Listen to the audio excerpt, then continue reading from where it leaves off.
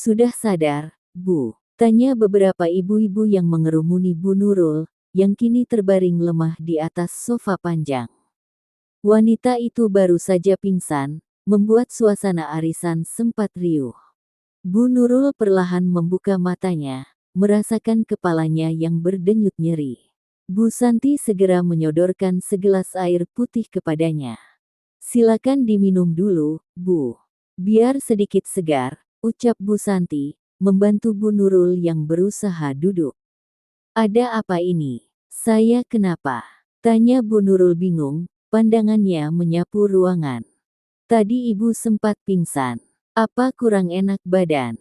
Kalau mau, saya antar pulang saja, sahut Bu Santi dengan nada khawatir, mengingat dirinya yang mengajak Bu Nurul ke acara ini. Bu Nurul mencoba mengingat-ingat. Tadi ia datang untuk arisan, tetapi sempat terkejut mendengar kabar Sinta, putri mantan besannya, tinggal di perumahan elit ini. Dan kini, melihat Bu Yayuk, Ibu Sinta, masih berada di ruangan yang sama, hatinya kembali panas. Rasa gengsi segera membara. Ia tidak boleh kalah. Saya sudah baikan kok, Bu. Jangan khawatir. Saya tetap ikut arisan. Dan tahu apa? Saya mau ambil 3 paket sekaligus. Ujar Bu Nurul, penuh tekad. Memangnya dia saja yang bisa pamer kekayaan. Aku akan buktikan kalau aku lebih hebat. Lagi pula, anakku seorang manajer bank. Pikir Bu Nurul sambil melirik tajam ke arah Bu Yayuk. Bu Yayuk, yang tidak merasa ada masalah, hanya tersenyum ramah tanpa menyadari ketegangan itu. Bu Nurul yakin mau ambil 3 paket sekaligus. Bisik Bu Santi, setengah tak percaya. Yakin dong, arisan 6 juta sebulan itu kecil. Anak saya kan manajer bank. Jawab Bu Nurul lantang, memastikan seluruh ruangan mendengar ucapannya. Gak mau kalah saing nih sama mantan besan. Celetuk Bu Nari dengan nada menggoda. Beberapa ibu-ibu lain tersenyum simpul, tetapi Bu Nurul hanya mengangkat dagu, menikmati perhatian yang ia dapatkan. Baginya, dipandang sebagai orang berada adalah kebanggaan tersendiri. Saat perjalanan pulang, Bu Nurul diam-diam mengikuti mantan besannya. Ketika mereka tiba di sebuah rumah megah, Bu Nurul berhenti tepat di depan pagar. Jadi, ini rumah anakmu? Tanyanya dengan nada penuh sindiran. Tatapannya tajam mengamati rumah yang tampak mewah dengan mobil di garasi dan 2 sepeda motor baru yang terparkir rapi. Pemandangan itu membuat hatinya semakin gelisah dan terbakar rasa iri. Bu Yayuk, yang baru saja keluar, tersenyum ramah. Iya, Bu Nurul. Kalau mau, silakan mampir. Apa ingin bertemu Nadia? Tawarnya, tetap sopan meskipun tahu hubungan mereka tak lagi akur. Namun, bukannya menerima tawaran itu, Bu Nurul justru tersenyum sinis, bibirnya sedikit tertarik ke samping. Tidak perlu. Sebentar lagi Haris juga akan membeli rumah di sini, setelah rumah ini dijual oleh Sinta. Ujarnya tajam. Bu Yayuk mengernyit, bingung. Maksudnya apa, Bu? Tanyanya hati-hati. Bu Nurul mendengus kecil. Rumah ini masih hak Haris. Setelah bercerai, harta mereka seharusnya dibagi 2. Sinta telah menyembunyikan rumah ini tanpa memberitahu Haris. Jadi, kami punya hak untuk menuntut bagian. Jangan pikir keluarga kami bodoh. Tunggu saja, kami akan memperjuangkan hak putraku. Serunya lantang sebelum berbalik pergi menuju Bu Santi, yang sudah menunggunya di atas motor. Bu Yayuk hanya bisa menghela napas panjang, hatinya bergemuruh. Astagfirullah, apalagi maksud ibunya harus ini. Dia benar-benar ingin membuat masalah, gumamnya. Bergegas, ia masuk ke dalam rumah. Ia harus segera menghubungi Sinta untuk membahas hal ini. Pov Sinta. Ibuku menelepon dengan nada khawatir, memberitahuku bahwa dia baru saja bertemu dengan mantan ibu mertuaku. Ibu tenang saja. Tidak akan terjadi apa-apa, itu hanya ancaman kosong dari mereka. Lagi pula, aku dan Mas Haris sudah resmi bercerai. Apa yang bisa mereka tuntut dariku? Ucapku mencoba menenangkan, meskipun aku tahu kekhawatiran ibu tidak sepenuhnya hilang. Aku pun bertanya-tanya, apalagi yang diinginkan ibu Mas Haris sekarang. Aku merasa lega pernah mengambil keputusan untuk merahasiakan rumah ini sebelum perceraian kami selesai. Jika mereka tahu lebih awal, mungkin masalah ini akan menjadi lebih rumit. Bahkan, bisa saja membuat Mas Haris menolak untuk bercerai. Sambil mengusap lembut wajah putriku, Nadia, aku memeriksa kondisinya. Nadia sedang demam sejak sore tadi, tapi sekarang ia sudah tertidur pulas setelah 2 jam lalu minum parasetamol. Ayah. Nadia mengigau, memanggil ayahnya dalam tidur. Hatiku terasa perih mendengar itu. Meski ayahnya tak pernah peduli padanya, Nadia masih merindukan sosok ayahnya. Ironisnya, Mas Haris mungkin bahkan lupa bahwa dia memiliki seorang putri. Sekadar bertanya kabar tentang Nadia pun tak pernah. Bak, di luar ada Mas Haris dan keluarganya, ujar Febri, adikku, yang masuk ke kamar sambil setengah berbisik. Aku yang sedang memperhatikan wajah Nadia sontak menoleh. Mas Haris, mereka mau apa ke sini? Aku langsung bangkit dari tempat tidur, rasa penasaran bercampur kesal memenuhi pikiranku. Ketika tiba di ruang tamu, aku terkejut melihat Mas Haris datang bersama ibunya, Mbak Nita, dan istrinya.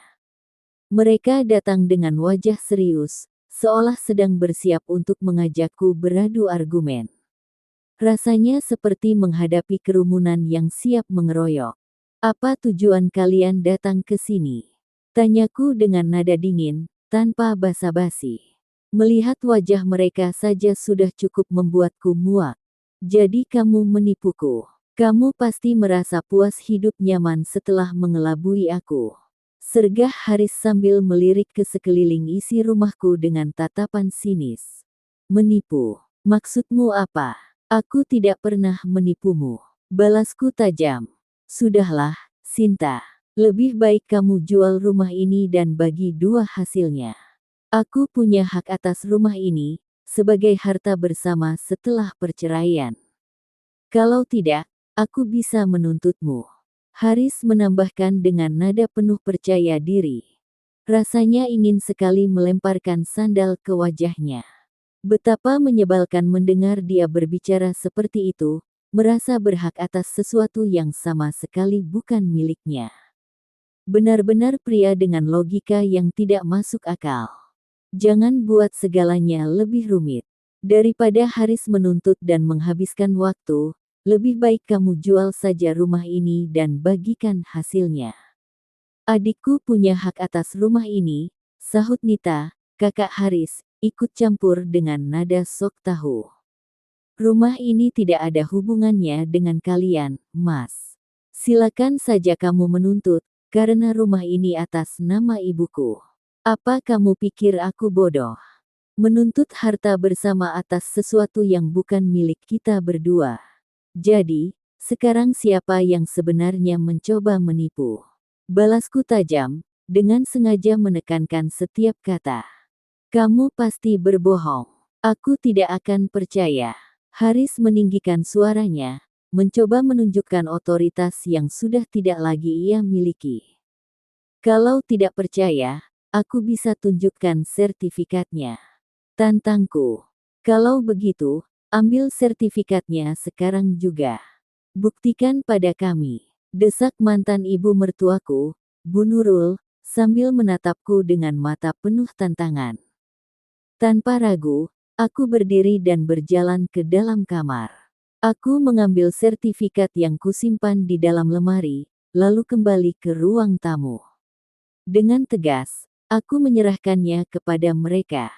Nih, lihat baik-baik. Nama yang tercantum di sini adalah nama ibuku, Yayuk Sulastri.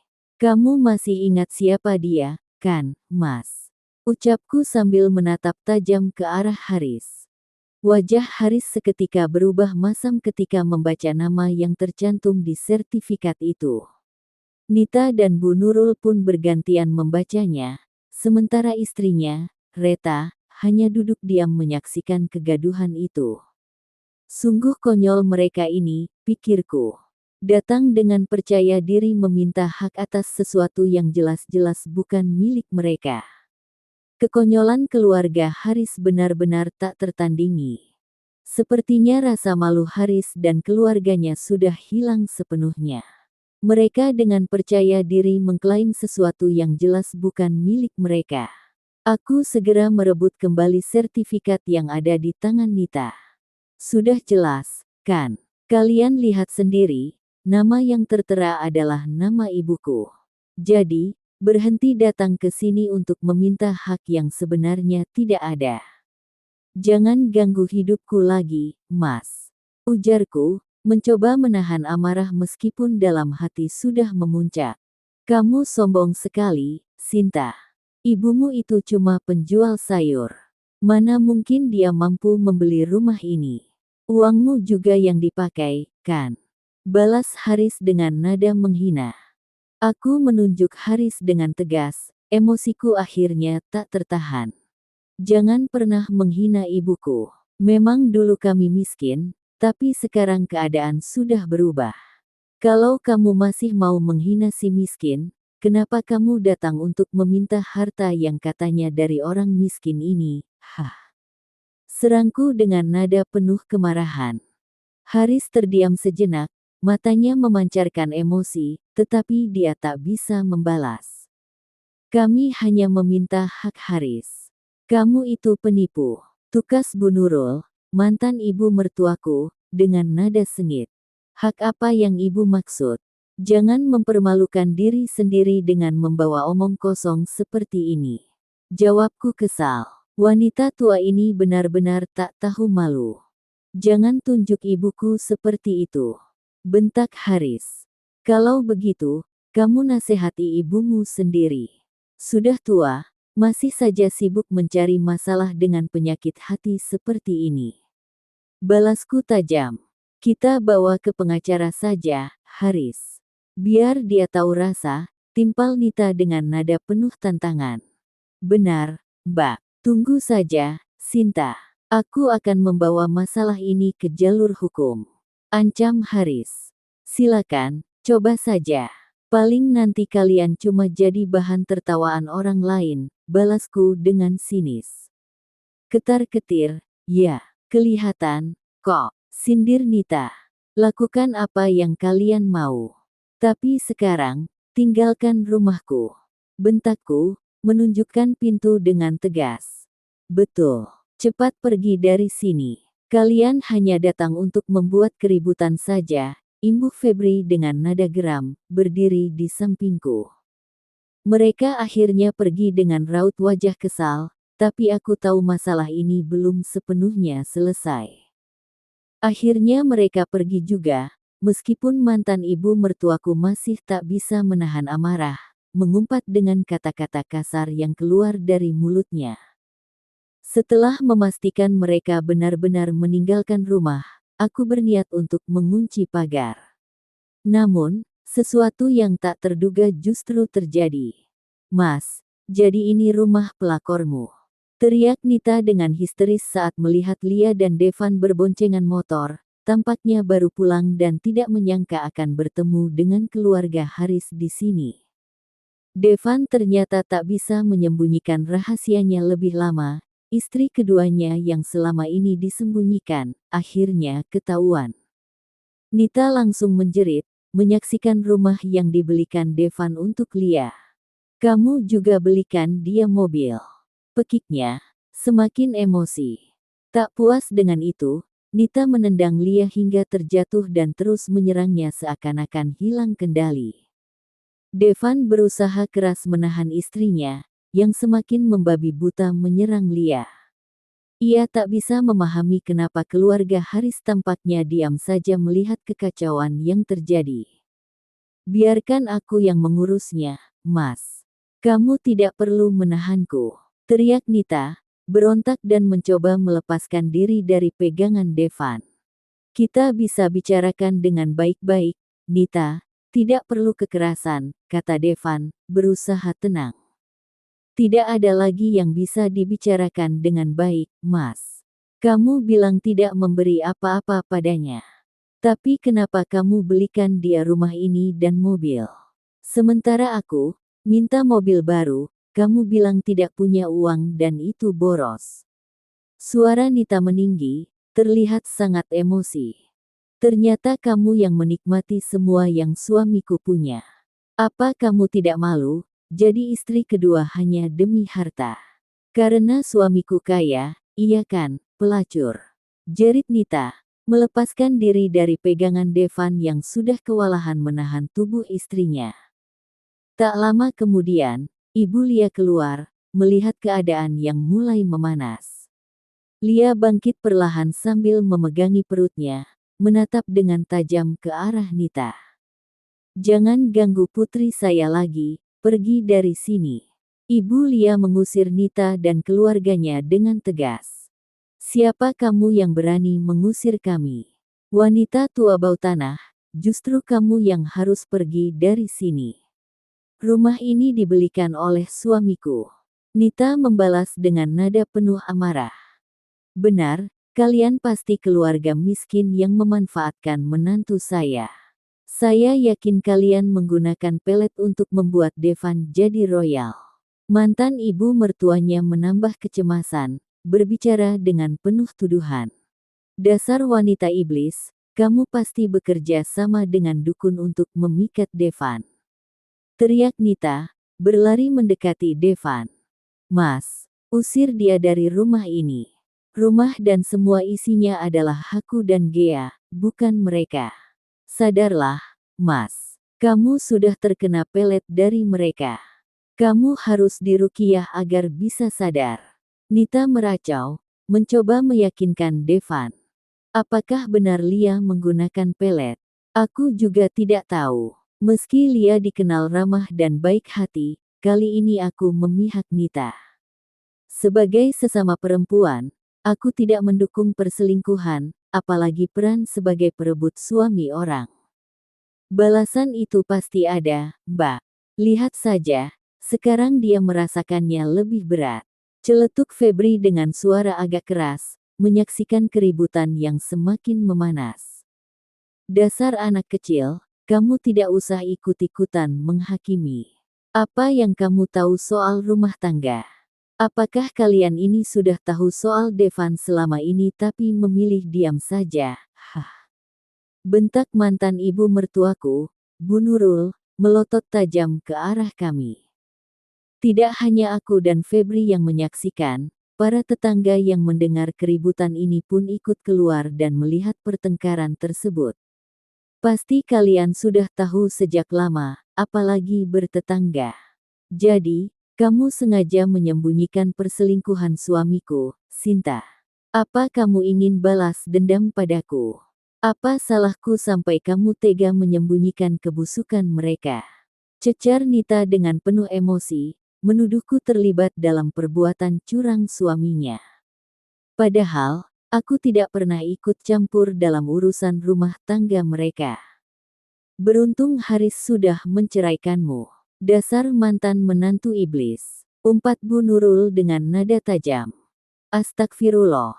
Wanita tua ini memang pandai menyakiti orang lain dengan kata-katanya. Dia dengan mudah menilaiku buruk, tapi tak sadar akan kejahatan yang dia dan keluarganya lakukan. Jangan memfitnah Mbak Sinta. Dia sama sekali tidak tahu bahwa Devan adalah suamimu, Nita. Dan aku juga tidak pernah menggunakan pelet. Ujar Lia dengan tegas, tetap mencoba membelaku meski situasi semakin keruh.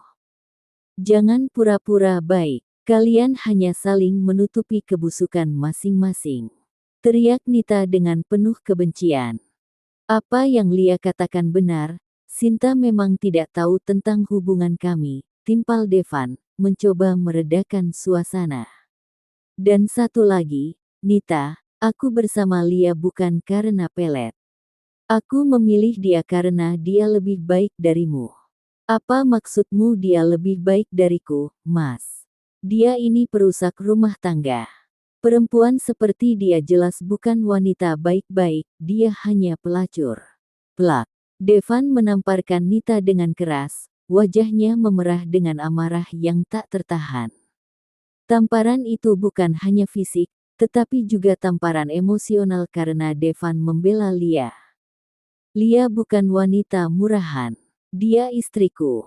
Dia selalu ada untukku, melayaniku, dan peduli pada kebutuhanku. Sedangkan kamu, sibuk dengan teman-temanmu, keluar rumah setiap hari tanpa peduli apa yang aku butuhkan. Kamu hanya fokus mempercantik diri, merawat tubuh, dan setiap hari hanya meminta uang tanpa henti. Ucap Devan dengan suara penuh emosi yang selama ini ia pendam. Aku tahu betul bagaimana Nita. Dia memang sering keluar bersama teman-temannya, ikut kelas diet, senam, atau sekadar shopping. Bahkan, semua kegiatannya itu kerap ia pamerkan di media sosial. Kamu kejam, Mas. Sekarang, kamu pilih aku atau dia. Teriak Nita sambil memegangi pipinya yang masih merah. Devan tetap diam, tak segera menjawab. Nita semakin geram. Aku tanya, Mas, pilih aku atau wanita ini? Tantangnya, menunjuk Lia dengan tatapan membara. Tentu saja aku memilih Lia. Jawab Devan tegas. Jadi, kamu lebih memilih dia. Nita terisak, suaranya bergetar. Ya, karena Lia lebih dari segalanya untukku. Dan aku akan menceraikanmu. Ucap Devan tanpa ragu, membuat suasana semakin tegang. Tidak, Mas. Aku tidak mau kita bercerai. Kalau kamu berani, aku akan melaporkan semua ini kepada orang tuamu. Semua harta yang kamu miliki akan menjadi milikku dan Gea. Orang tuamu pasti akan memihak padaku. Ancam Nita dengan nada penuh keyakinan. Dan kamu, pelakor murahan, jangan senang dulu. Mertuaku tidak akan pernah menganggapmu sebagai menantunya. Lanjut Nita, menunjuk Lia dengan sikap penuh kemarahan. Kalau kamu berani mengadu pada orang tuaku, aku akan membongkar rahasiamu. Kamu tidak akan mendapatkan apa-apa. Balas Devan dengan ancaman dingin. Perkataan itu membuat mata Nita membulat. Entah rahasia apa yang dimaksud, tapi terlihat jelas bahwa Nita mulai gentar. Aku hanya ingin hak untukku dan Gea. Aku tidak akan membiarkanmu bahagia dengan wanita ini. Jerit Nita, air matanya mengalir deras. Tapi Gea dan kamu tidak berhak atas hartaku. Balas Devan tajam. Aku terkejut mendengar kata-kata itu. Bukankah Gea adalah anaknya? Kurang ajar. Beraninya kamu mengancam kakakku. Apa maksudmu? Ingin lepas tanggung jawab sebagai ayah? Teriak Haris, kakak Nita, yang ikut campur dalam pertengkaran. Jangan bicara soal tanggung jawab denganku, Haris. Aku jauh lebih bertanggung jawab darimu. Apa kamu sudah menafkahi anakmu, Nadia? Bahkan kamu lepas tangan dan membiarkannya begitu saja, balas Devan dengan suara penuh sindiran. Haris terdiam, tangannya mengepal keras. Ucapan Devan memang menyakitkan, tetapi tidak bisa dibantah. Aku hanya bisa menahan tawa mendengar percakapan mereka. Devan benar, Haris sama sekali tidak memikirkan nafkah untuk Nadia. Ironisnya, dia berani bicara soal tanggung jawab, padahal dia sendiri bukan ayah yang bertanggung jawab. Memang pantas jika Haris tidak peduli pada putrinya, karena Sinta itu hanyalah istri durhaka. Sindir Nita dengan tajam. Durhaka. Apa maksudmu, Mbak? Jangan asal bicara. Apa kamu sendiri sudah jadi istri yang baik? Balasku, tidak tahan lagi dengan tuduhannya. Jelas-jelas kamu mendukung perempuan perusak rumah tangga ini dan bersekongkol menutupi kebusukan mereka. Nita menunjukku dengan penuh kemarahan, kembali melayangkan tuduhan.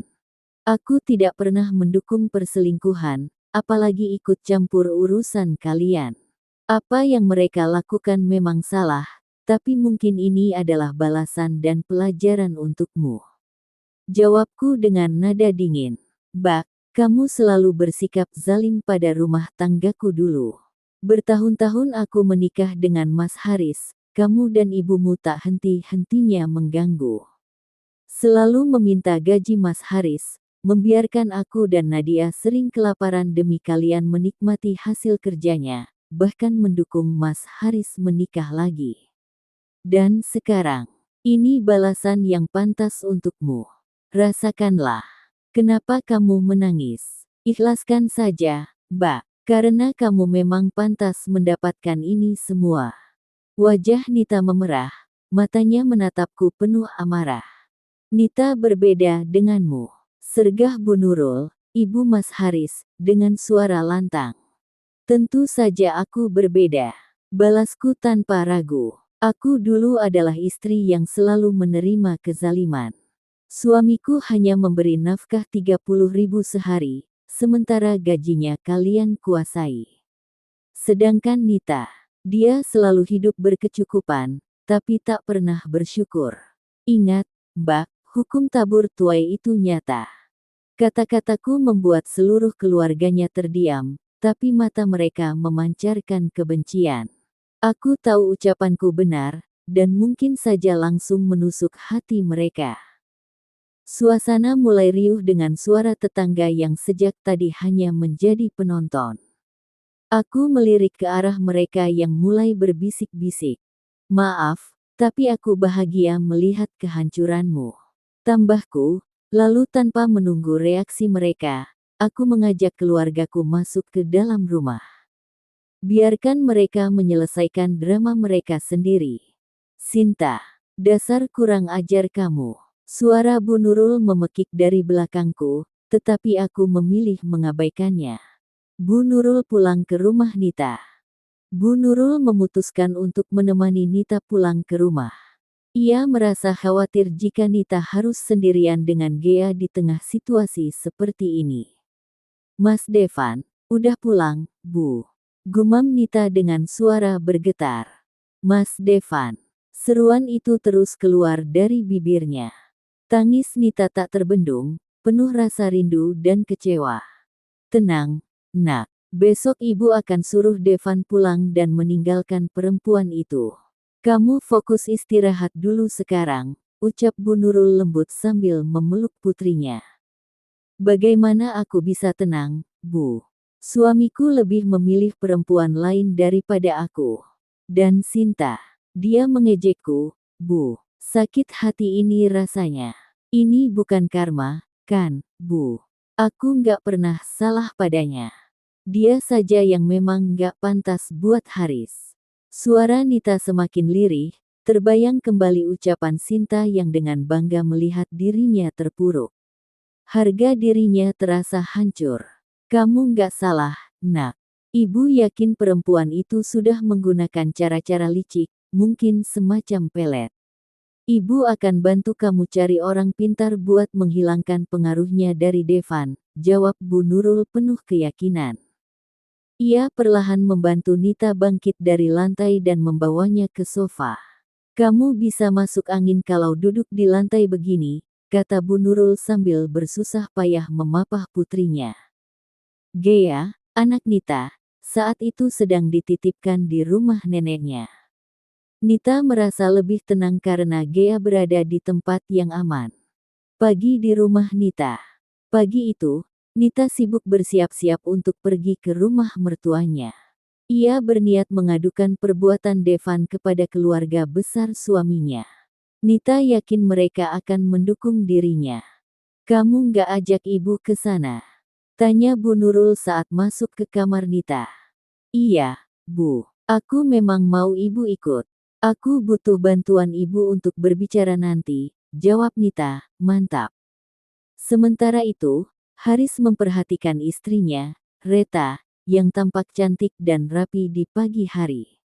Ia merasa heran melihat Reta bersolek sambil mengenakan dress bermotif bunga yang memamerkan kakinya yang jenjang. Kamu mau kemana sepagi ini? Tanya Haris curiga. Kerja, Mas, jawab Reta santai sambil meraih tasnya. Kerja. Kerja di mana? Di salon. Aku harus cari uang sendiri. Suamiku terlalu pelit untuk memenuhi kebutuhanku, balas Reta, tanpa menoleh sedikit pun. Kerja di salon kok dandan kayak mau ke pesta. Sindir Haris, tatapannya tak lepas dari istrinya. Namanya kerja di salon, ya harus tampil menarik, dong, jawab Reta dengan nada ketus. Haris sudah menarik kembali kartu ATM yang sebelumnya ia percayakan kepada Reta, lantaran ibunya sering mengeluhkan kebiasaan Reta yang terlalu boros. Aku sudah kasih kamu gaji bulananku, tapi kamu habiskan semuanya dalam seminggu. Sergah Haris. Mas, nggak usah diungkit lagi, deh. Aku juga butuh belanja, nggak cuma ibu dan kakakmu yang boleh menikmati gaji kamu, balas Reta tanpa rasa bersalah. Kamu kasih uang itu ke orang tuamu, ya? Selidik Haris tajam. Reta mulai kesal. Memang, ia sempat menggunakan sebagian uang itu untuk membelikan perhiasan untuk ibunya dan sebuah motor baru untuk adiknya. Namun, ia tahu Haris belum mengetahui hal itu. Karena itu aku mau kerja, biar nggak selalu minta uang dari kamu. Lagi pula, aku yakin, setelah ini ibu kamu pasti makin mengontrol keuangan kita, ujar Reta, lalu pergi meninggalkan Haris yang masih berdiri di kamar, tak bisa membalas. Reta, kamu belum masak sarapan buat aku, teriak Haris. Namun, Reta tetap melangkah keluar. Baginya, hari pertama bekerja jauh lebih penting daripada menuruti protes suaminya. Ponsel Haris bergetar, sebuah pesan baru masuk. Senyum tipis muncul di wajahnya saat membaca isi pesan itu. Uang sejumlah puluhan juta baru saja ditransfer ke rekeningnya. Nita dan ibunya baru saja tiba di rumah orang tua Devan. Di depan rumah mertuanya, mobil terparkir, persis seperti yang ia lihat di depan rumah Lia tadi malam. Gea gak mau sama adik itu, teriak Gea. Tapi ini adikmu, Gea. Sekarang kamu sudah jadi kakak, ujar Devan dengan sabar. Di rumah orang tua Devan, ternyata Lia datang membawa bayi mereka yang belum genap 2 bulan. Devan terus mencoba membujuk Gea untuk lebih dekat dengan adik tirinya, namun Gea tetap menolak dan berteriak. Hati Nita semakin panas melihat pemandangan itu. Betapa beraninya Devan membawa istri keduanya ke rumah ibunya. Apakah ibunya juga mendukung tindakan suaminya? Jadi ibu sekarang sudah menerima wanita seperti ini sebagai menantu, teriak Nita, mendekati mereka. Aku juga menantu di sini, jadi aku berhak datang dan membawa anakku. Ibu juga harus dekat dengan anakku, jawab Lia dengan nada yang tenang. Sikap Lia yang polos dan tidak merasa bersalah itu, entah kenapa selalu membuat Nita marah. Sikap santainya begitu menyakitkan, membuat hati Nita semakin tersulut. Tega ibu. Aku pikir ibu tidak akan mendukung perbuatan Mas Devan, tapi lihat sekarang, ibu malah mendukung mereka, kata Nita, tak kuasa menahan amarahnya. Nita, maafkan ibu, tapi anak Lia juga cucu ibu. Cobalah berdamai dengan keadaan ini. Mungkin itu yang terbaik. Kamu bisa berbagi suami dengan Lia, ujar ibu mertuanya, berbicara dengan lembut. Berbagi suami.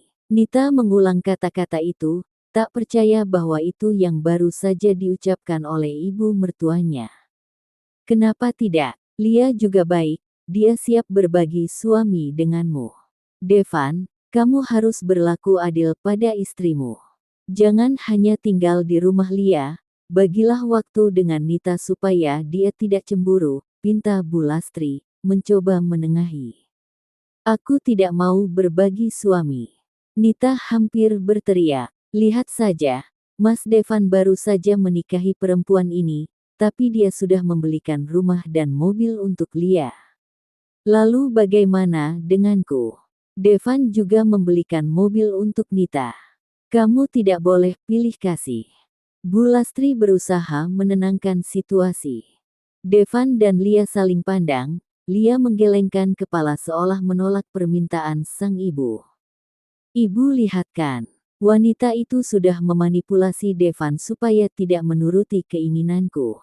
Tunjuk Nita dengan kesal, melihat Lia yang terlihat begitu tenang meskipun perbuatannya sangat menyakitkan.